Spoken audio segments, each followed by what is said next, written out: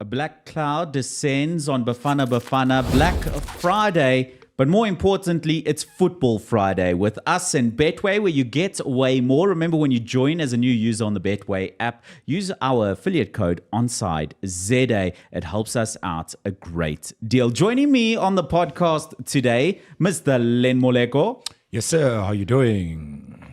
Seppi Worldwide, welcome, darling. Dali, hi. And everyone's favorite super sub, welcome to the show. Guys, on OnSide today, brought to you by Betway, we're looking forward to another big Betway event, the Betway Summer Cup. Betway Summer Cup coming to you live from Turfentine Racecourse tomorrow, all day long. Great betting deals. Simply log on to the Betway app, find the advertising tab for Betway Summer Cup, and see how you can win massive bonus winnings with the horse racing tomorrow. We'll all be there, so if you do come round, let us know. Pop us a message on the Podcast and Chill Network socials or our individual socials, and we'll love to meet up with you, take some photos, stuff like that. I have nothing to wear. You know, Seppi, problems are massive. Ballers are already so upset with you for not being at Disofeng. Ooh, y'all. Maybe I have one nothing to baller wear, will- but it's okay. Like, we'll make a plan. Maybe one baller will give you a dress or something. Ballers, please, hey, sponsor, please. I need a dress. But anyway, it's going to be fun. Are you guys betting on any horses? Have you ever bet on a horse? Super? I have not personally, but tomorrow it's gonna be my first time. Right. I'm gonna introduce myself there. Yeah, I've been to Turfentine Racecourse, and I spent an entire day. Don't even ask who I was with. Yeah. But it was such a nice experience, and I actually won some money. So it's going to be quite interesting what happens. Now that you mentioned, we shouldn't ask who you were with. We want to know who you were with. So I've also never bet on horses, I find it so fascinating, to be honest. So I've never done it. I'd like to, and I've now placed some bets on horses, but I'll be honest, I have no idea what's going on with them. Okay. So I placed bets earlier this week on horses, and I honestly have no idea what's going on with them. I know I placed bets. That's it. Good. Okay. That's a start. Okay. So shall we kick it off? Yep. Shall we move over to the football? I'm dealing with some technical issues here with the thing that irritated me the most this week, and it's the only thing that can irritate me more than the technical difficulties that I'm going through now is Len Moleko. There is a proposed new offside rule coming to football for 2024. There we go. Yes, you can take us through it and tell us why you were upset about it. I think, first of all, I can only imagine that the idea as to why you would want to bring a rule change like this into place is the making it easier for officiating, is having clear daylight between an attacker and a defender. It's so difficult to see the difference between a current onside rule and the current offside rule. And I think that this regulation, if we look at the big screen here, Tabang, if you give us the wide camera, we can see it, is the offside player would have to be completely beyond the last defensive player. So you'd have to be in the complete beyond point of the last defensive player, rather. And if you see there, the image at the top is onside, which would currently in today's rule be offside, where any part of the attacking player's body that is past that is able to play the ball, that is past any part, the last part of any defensive player, would be an offside decision. So in this proposed law that they're looking to implement in 2024, I blame Arsene Wenger for this anyway in the first place, is it's his rules. He also wants to remove throw-ins. Which is fair, but we'll get to that. Let's just get to finish that. off with this. So I think this is a very important rule change. I'm really unhappy with it. It gives such an unfair advantage to attacking players. Defensive players already traditionally slower, already at a disadvantage against attacking players. Now you are bringing a much bigger advantage to attacking players into the game for what? The ease of officiating. So how would you then mitigate the whole aspect of the advantage that you speak of? Because yes, I understand an attacking player is already in motion, whereas a defending player firstly is facing backwards and for them having to turn and chase is already a disadvantage, and like those 2-3 split seconds that they would need to gain advantage of somebody who's already in motion. Yeah, and I mean, if you just look at the image, say that you're both in full stride. You're both in full stride. Look at the difference between those two. Imagine the player at the bottom's foot is ever so slightly further back and he's onside. There's no way the defensive player can catch him. It's too much of a head start. Yeah. Whereas the current top image, that being offside, I believe it's completely fair. I'm happy with the current onside-offside regulation. What was wrong with the initial offside rule for them to then introduce this one? I can only imagine is to make officiating easier, or if there's some sort of technology that they're looking to implement that would require the rule change for the technology to be able to make it fair and legal all the time and fast, like goal line technology, which we're all big fans of goal line technology. It works well. But I don't believe that you should be changing the entire rule to suit the technology.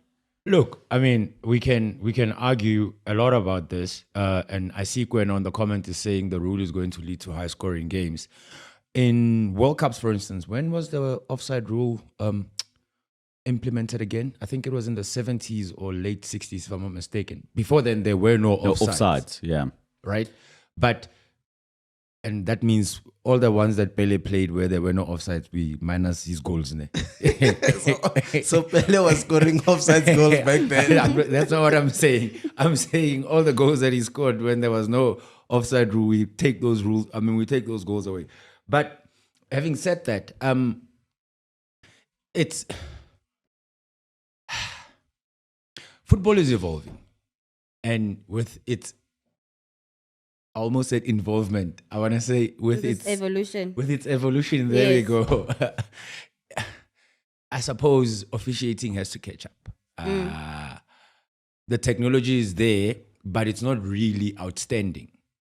Yet. Yeah. All right? Yeah. So why is it not a case of then improving the technology as opposed to amending the rules so that they actually they catch up? To the technology. I think that the technology should be developed around the current rule system because there's too much of a disadvantage for defensive players. I see here in the comments, Super Sub is saying hands of Pele.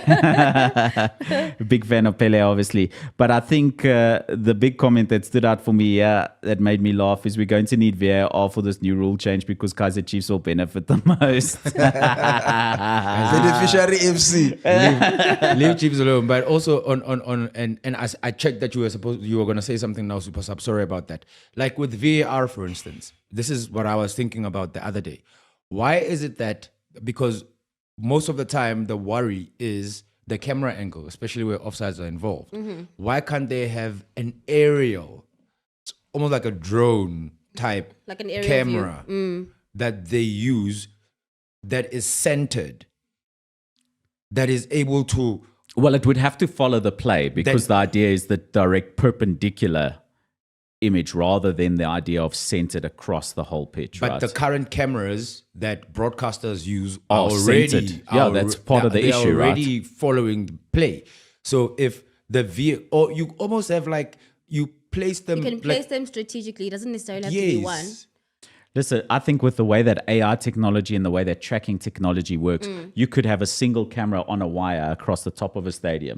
And that could literally follow players. It could just follow the last defender all the time.